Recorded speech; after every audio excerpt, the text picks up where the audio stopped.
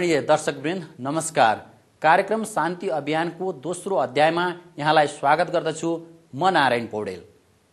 नेपालको जारी शान्ति प्रक्रियालाई सकारात्मक हिसाबले सहयोग पुर्याउने उद्देश्यका साथ कार्यक्रम शान्ति अभियान लिएर उपस्थित भएका छौं।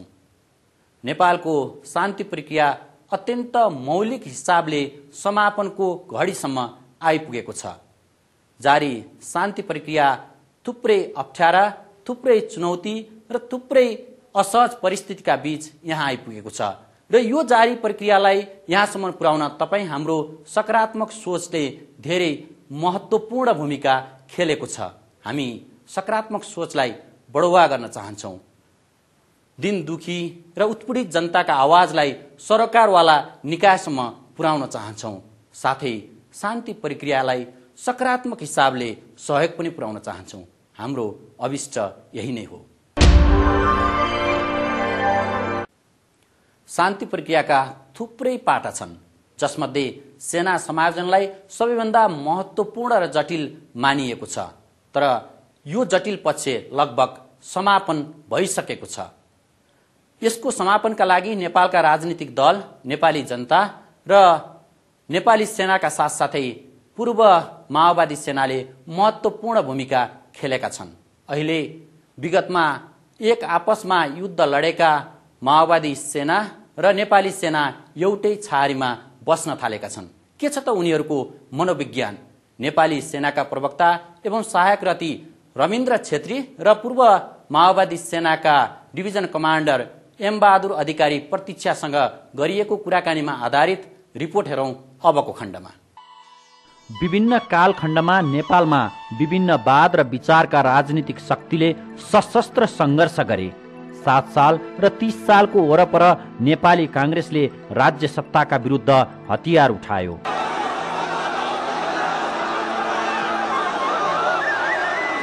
28 सालमा तत्कालीन मालेले उसैका शब्दमा सामन्तवादका विरुद्ध झापा वरपर तरवार उठायो।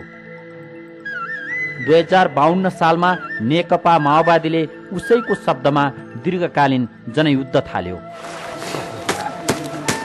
नेपालको इतिहासमा सबैभन्दा लामो समयसम्म चलेको र अत्याधुनिक हात हतियार प्रयोग भएको आन्तरिक युद्ध थियो माओवादी जनयुद्ध। अशिक्षा, गरिबी, असमानता, पछौटेपन, भोकमरी र उत्पीडनबाट पिल्सिएका नेपाली नागरिकलाई युद्धले राप र ताप मात्र दिएन, आशा पनि जगायो। राजनीतिक चेतना आगोको लपकासरी दूर दराजमा फैलियो। तर युद्धले चेतना मात्रै छरेन, थुप्रै नागरिक मारिए, कैयौं बेपत्ता पारिए। युद्धमा मारिएका व्यक्तिले अकालमा ज्यान गुमाए, मृत्युसँग आफ्ना सपना साटे। मृतकका आफन्त पीडाको भूमरीमा छटपटिरहेका छन्। बेपत्ता हुनेको अत्तो पत्तो छैन। लास वा सासको आशामा रहेका आफन्तको आँखा ओभाइसकेको छैन। यसै युद्धबाट सिर्जित दुःखद परिस्थितिको व्यवस्थापन तथा प्राप्तिको संरक्षण नै जारी शान्ति प्रक्रिया हो। युद्धका प्रत्यक्ष भागीदारहरूको कथा पनि कम दर्दनाक छैन। माओवादी जनयुद्ध सुरु भएसँगै राज्य पक्षले उसका विरुद्ध क्रमशः नेपाल प्रहरी, सशस्त्र प्रहरी र तत्कालीन शाही नेपाली सेना परिचालन गर्यो। लडाकु दस्ता निर्माण गरी युद्ध थालेको माओवादीले जनमुक्ति सेनाको नाममा क्रमशः सैन्य बलको निर्माण गर्यो। सुरुमा प्रहरी चौकीमा छिटपुट आक्रमण गर्ने माओवादीले 2058 साल मङ्सिरमा दाङको घोराईबाट सेनामाथि धावा बोल्यो। यसपछि राज्यले माओवादी विरुद्ध सेना परिचालन गर्यो। कैयौं भिडन्त भए, दुवै पक्षका थुप्रैले ज्यान गुमाए। पार्टीको निर्देशन बमोजिम माओवादी सेना र राज्यको निर्देशन बमोजिम नेपाली सेना ज्यानको बाजी थापेर एक अर्का विरुद्ध खनिए। काठमाडौँको सामाखुसी स्थित निवासबाट कार्यालय जाने तर्खरमा रहेका तत्कालीन कर्णेल रविन्द्र छेत्रीमाथि माओवादी छापामारले गोली प्रहार गरे। हिष्टपुष्ट छेत्रीले लाहुला खाउला भन्ने उमेरमा शरीरको आधा अङ्ग गुमाए। हाल नेपाली सेनाको प्रवक्ता समेत रहेका सहायक रति छेत्री लामो समयको उपचारपछि व्हील चेयरको सहायताले हिँडडुल गर्न सक्ने भएका छन्। आर्मीमा जागिर खाइसकेपछि यस्ता खालका चुनौतीहरू, यस्ता खालका परिस्थितिहरू एउटा होइन धेरै सृजना हुन सक्छन्। त्यसलाई सामना गर्ने सामर्थ्य हामीमा छ। माओवादीले काठमाडौँ मुगलिङ सडक खण्डमा पर्ने कृष्णभिरमा दिन दहाडै नेपाली सेनामाथि आक्रमण गर्यो। छापामार आक्रमणको नेतृत्व गरेका थिए एम बहादुर अधिकारी प्रतीक्षाले।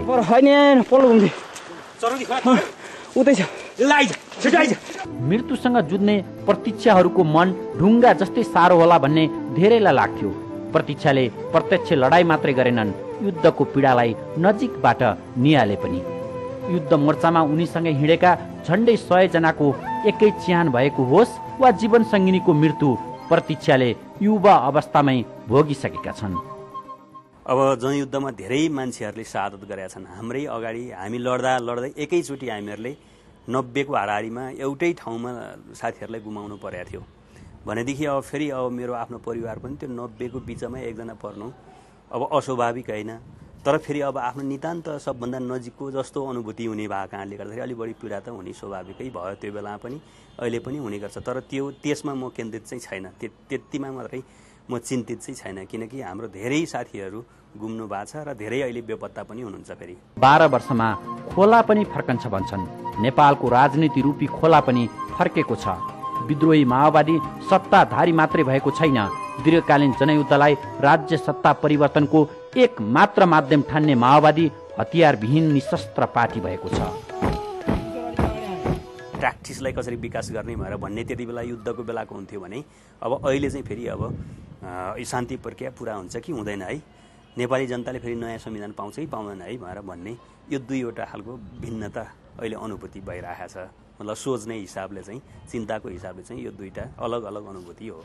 राजतन्त्रलाई अपरिवर्तनीय व्यवस्था मान्ने दलहरूले गणतन्त्रको सिँढी उक्लिएका छन्। मर या मारको स्थितिबाट गुज्रेका नेपाली सेना र माओवादी सेनाका लडाकु एउटै छाहारीमा बस्न राजी भएका छन्। राम्रै कुरा होइन, मिलेको एउटै देशमा दुईटा सैनिक त्यति खासै राम्रो हुँदैन जस्तो लाग्छ होइन। मेरो आफ्नो विचारमा चाहिँ मिलेको एकदम राम्रो कुरा हो। हिजोको तितो यथार्थलाई बिर्सने कोसिस गर्दैछन्। विगतलाई बिर्सँदै दीर्घकालीन शान्तिका लागि व्यक्तिगत तुस र प्रतिशोध भुल्दैछन्। जुन बेला राष्ट्रको सबैको समस्या हल हुन्छ, मतलब जनताहरूको समस्या हल हुन्छ, सम्बोधन हुन्छ, त्यति बेला कोही मान्छे युद्धमा जाने उसलाई कसैले म्यान्डेट दिन सक्दैन, कुनै जनताले म्यान्डेट दिँदैन। तर फेरि मैले भन्दै थिएँ, जो फेरि जनताको मतलब संविधान नहुने हो भनेदेखि अथवा राष्ट्रको सम्बोधन नहुने हो भनेदेखि अब त्यो पार्टीभित्रको एउटा पक्षको कुरा मात्रै होइन, देशभरिका मान्छेहरू फेरि आन्दोलित हुन्छन्, फेरि द्वन्द्वतिर देश जान्छ। त्योतिरको हामी कल्पना अहिले नगरौँ, हामीले पोजिटिभ नै कल्पना गर्नुपर्छ। देशलाई शान्ति र संविधान मार्फत सपाङ्ग बनाउन नेपाली सेनाका प्रवक्ता सहायक रति छेत्री पनि व्यक्तिगत अपाङ्गता भुल्न चाहन्छन्। प्रधान सेनापतिज्यूदेखि लिएर विभिन्न तहमा आफ्नै जिम्मेवारीहरू छन्। सबैले अत्यन्त सकारात्मक ढङ्गबाट नै यो समग्र परिस्थितिलाई हेरेको हुन्छ। जहाँसम्म पुरानो कुराहरू भन्ने छ, कुनै व्यक्तिगत रिसिभी भन्दा पनि परिस्थितिको उपज हो यो चिजहरू होइन। यसलाई त्यो हिसाबले बुझ्नुपर्ने हुन्छ, 1 नम्बर। 2 नम्बर चाहिँ के हुन्छ भनेदेखि चाहिँ नि मैले अघि नै भने सबैलाई नै शान्तिको चाहना छ। यहाँ कसैले प्रतिशोधको अथवा बदलाको भावना वा ईर्ष्या राख्ने होइन। त्यसमाथि नि म जस्तो एउटा व्यक्ति ज्यादै लामो समय होइन सेवा गरिसकेको व्यक्ति हो, यस्ता चिजहरू धेरै हुन्छ। अनि मैले सेनामा म स्वेच्छाले जाहिर खान हो। आर्मीमा जाहिर खाने भन्ने बित्तिकै म सुख सयल र मोज गर्नको लागि आएको होइन। राष्ट्रको सुरक्षा सरकारले चाहिँ नि जुन परेको परिस्थितिमा खटाउँछ त्यसमा चाहिँ नि निसङ्कोच भएर जुन जिम्मेवारी राष्ट्रले दिन्छ त्यो निर्वाह गर्ने दायित्व हामीमा हुन्छ भन्ने कुराको साह्रै राम्रोसँग बोध भएकै व्यक्ति हो। पूर्व माओवादी सेनाका डिभिजन कमान्डर समेत रहेका प्रतीक्षाले समायोजन रोजेका छन्। उनी सम्भवतः नेपाली सेनाको कुनै तहको अधिकृत पनि हुनेछन्। हिजो आमुन्ने सामुन्ने भई लडेको शक्तिसँग मिलन सम्भव छ त? मिड पोइन्टतिर हामी आइरहेका छौँ। त्यसले गर्दाखेरि यो ठाउँमा अहिले मतलब हामी उभिरहेका छौँ। त्यस कारणले गर्दाखेरि मतलब त्यो अनौठो विषय चाहिँ होइन। युद्ध हुन्छ, शान्ति हुन्छ। शान्ति भएपछि अन्त त्यो के अरे द्वन्द्वरत पक्षहरू फेरि मिलाप हुन्छ, एक ठाउँमा आउँछ। यो अचम्म कुरा चाहिँ होइन, स्वाभाविक हो। तर यसो हेर्दाखेरि जटिल जस्तो, प्राविधिक हिसाबले हेर्दा नितान्त जटिल जस्तो अनुभूति धेरैलाई हुन्छ। मूलत हिजोको लडाई सतहमा दुई सेना बीचको जस्तो देखिए पनि सारमा वैचारिक युद्ध थियो। तत्कालीन राज्य सत्तालाई मान्ने तथा विस्थापित गर्न चाहनेहरूको युद्ध थियो। यो राज्य र विद्रोही बीचको युद्ध थियो। अहिले राज्यको नीति परिवर्तन भएसँगै नेपाली सेनाको भूमिका पनि परिवर्तन भएको छेत्री बताउँछन्। नेपाली सेनाले एउटा त चाहिँ नि संविधान ऐन कानुन बमोजिम पनि यसले चाहिँ नि निसङ्कोच आफूलाई आएको जिम्मेवारीहरू चाहिँ नि निर्वाह गर्ने नै भयो त्यो, होइन। अर्को एउटा पाटो के पनि हो भनेदेखि यो संस्थाका प्रत्येक सदस्य समाजका अभिन्न अङ्गहरू हुन्, होइन। जागिरमा रहँदा अथवा सेवामा रहँदा अथवा ड्युटीमा रहँदा अब यसपछि त आफ्नो परिवार, समाज, दाजुभाइ, साथीभाइ, इष्टमित्र विभिन्न चिज त छँदैछ। त्यस कारण शान्ति भन्नेको चिज यो संस्थाका प्रत्येक सदस्यको पनि एउटा प्रमुख चाहना नै हो, होइन। त्यस कारणबाट पनि यसलाई चाहिँ नि अत्यन्त सकारात्मक ढङ्गबाट संस्थाको प्रत्येक सदस्यले हेरिराखेका हुन्छ र त्यसको साथसाथै यसलाई कार्यान्वयन गर्ने पाटो जुन नेपाली सेनाको भागमा जुन जिम्मेवारी आउँछ त्यसलाई पनि कार्यान्वयन गर्छ नै। जुन अहिलेका विगत केही दिन यता भएका गतिविधिहरू पनि बाटो पनि अब तपाईँहरूले अथवा आम नेपालीले थाहा भएकै कुरा हो। पार्टी निर्देशनमा युद्ध लड्ने माओवादी सेनाका लडाकु पनि पार्टीले लिएको अलग नीतिसँगै भिन्दै भूमिकामा देखिएका छन्। यिनीहरूले आफ्नो नेतृत्वको निर्णयलाई आत्मसात गरेका छन्। प्रवक्ता छेत्री भन्छन् माओवादी शिविरमा परिचालित सेना र पूर्व माओवादी सेनाका बीचमा सहकार्य भएको छ, कुनै अप्रिय घटना भएको छैन।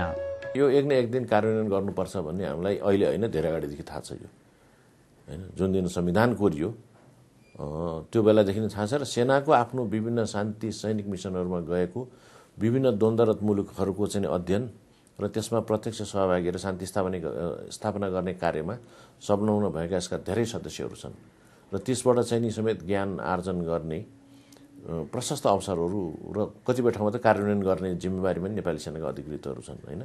त्यस कारण हामीलाई धेरै अगाडि थाहा थियो कुनै न कुनै समयमा एउटा समयमा निश्चित बिन्दुमा आएर चाहिँ यो समायोजन प्रक्रिया हुन्छ भन्ने कुरा चाहिँ त त्यसै पनि थाहा थियो।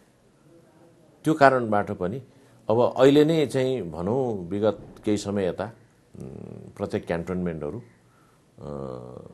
त्यहाँका भएका लडाकुहरू, त्यहाँ भएका भौतिक पूर्वाधारहरू र शिविर समष्टिगत रूपमा नै सरकारको आदेशमा नेपाली सेनाको मातहतमा त आइ नै सकेका छ। अब अहिलेसम्म त कुनै पनि समस्या छैन। त्यत्रा क्यान्टोनमेन्टहरू है, तपाईँको मलाई लाग्छ 12वटा सेटेलाइट क्यान्टोनमेन्ट र 7वटा मुख्य क्यान्टोनमेन्टमा हरू चाहिँ अहिले नेपाली सेनाको प्रत्यक्ष मातहतमा छ।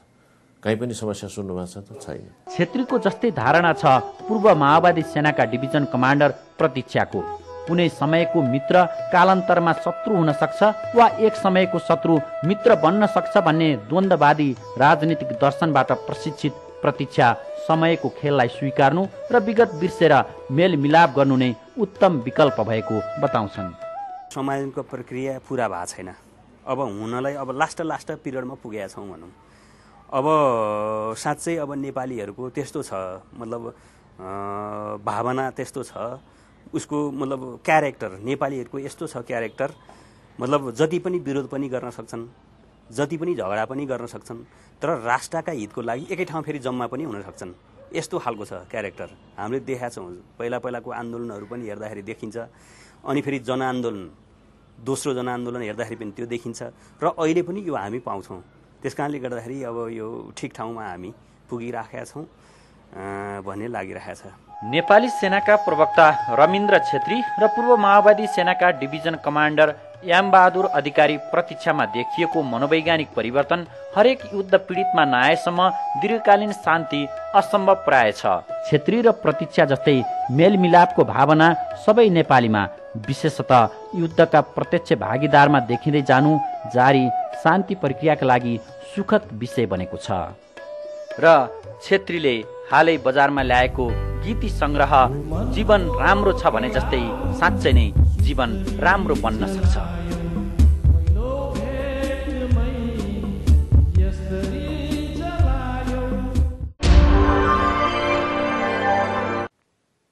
हामीले भोगेको हिजोको युद्धले थुप्रै कुराहरू भत्काइदिएको छ। यसले नेपालको राजनीतिक नक्सालाई परिवर्तन गरिदिएको छ। यसले नेपाली जनताको मनोविज्ञानलाई परिवर्तन गरिदिएको छ। साथै यसले थुप्रै भौतिक संरचनाहरू भत्काइदिएको पनि छ। हिजो कुडिएका मनहरूलाई सान्त्वना दिनका लागि र भत्किएका संरचनाहरूलाई पुनर्निर्माण गर्नका लागि शान्ति तथा पुनर्निर्माण मन्त्रालयको गठन गरिएको थियो। माओवादी युद्धको समाप्ति सँगसँगै थुप्रै सशस्त्र समूहहरू नेपाली भूभागभित्र देखा परे। ती सशस्त्र समूहहरूलाई वार्तामा ल्याउन शान्ति मन्त्रालयले महत्त्वपूर्ण भूमिका खेलेको छ। साथै पछिल्लो समय जनताको चाहना र परिवर्तित राजनीतिक सन्दर्भ अनुसार थुप्रै समूहहरूले हात हतियार पनि बिसाइसकेका छन्। के गर्दैछ त शान्ति मन्त्रालय दिगो शान्तिका लागि? हेरौँ एक रिपोर्ट। माओवादी र नेपाल सरकारबीच शान्ति सम्झौता भई शान्ति प्रक्रियाको आरम्भ भए पनि मुलुक द्वन्द्वमुक्त हुन सकेन। सशस्त्र समूह विशेषतः पूर्वी तराईमा च्याउसरी देखा परे।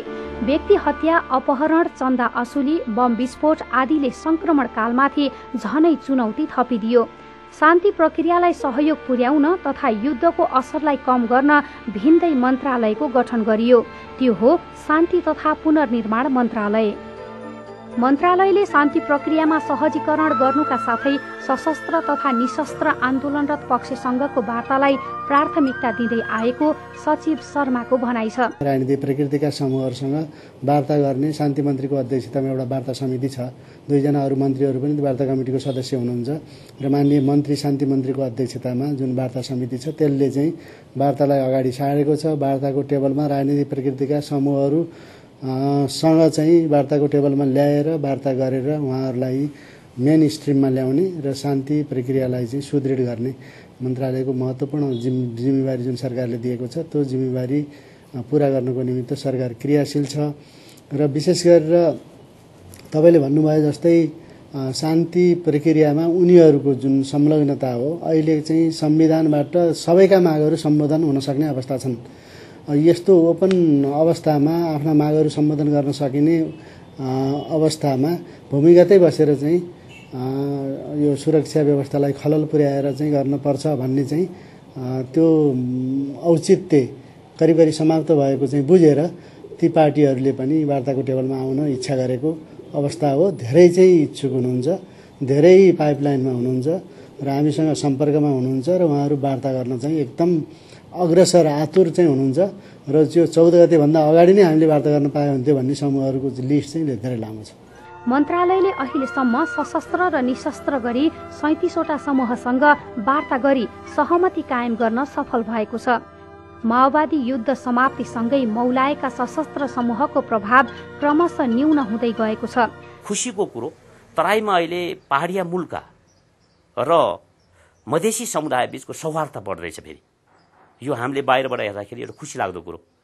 अब यिनीहरू किन निष्क्रिय भए भन्ने कुरो चाहिँ यसको रिजनहरू खोज्ने हो भने, यसका कारणहरू खोज्ने हो भने चाहिँ यसका 2-3वटा कारण छन्। पहिलो कुरो त धेरै ठुला समूहहरू, धेरै सङ्ख्यामा रहेका समूहहरू चाहिँ तराईका स्वायत्तता, संघीय राज्य, त्यहाँका विभिन्न मागहरू राखेका थिए जुन अहिले वैधानिक रूपमा सरकारमा र संविधान सभामा प्रतिनिधित्व गरेको दलहरूले त्यो माग राखिरहेछ।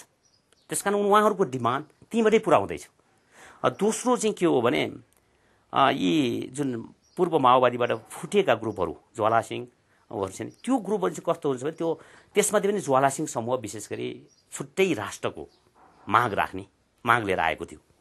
र यी समूहहरूलाई चाहिँ कहीँबाट संरक्षण नभएको अवस्थामा त्यहाँको तराईका वास्तविक त्यहाँका चाहिँ बहुसङ्ख्यक मधेसी समुदायले पनि देशको विखण्डन नरुचाउने र कहीँ उनीहरूको हाइड आउट कहीँबाट चाहिँ संरक्षण नपाएको अवस्थामा त्यो वर्ग स्वतः नै निष्क्रिय हुने हो।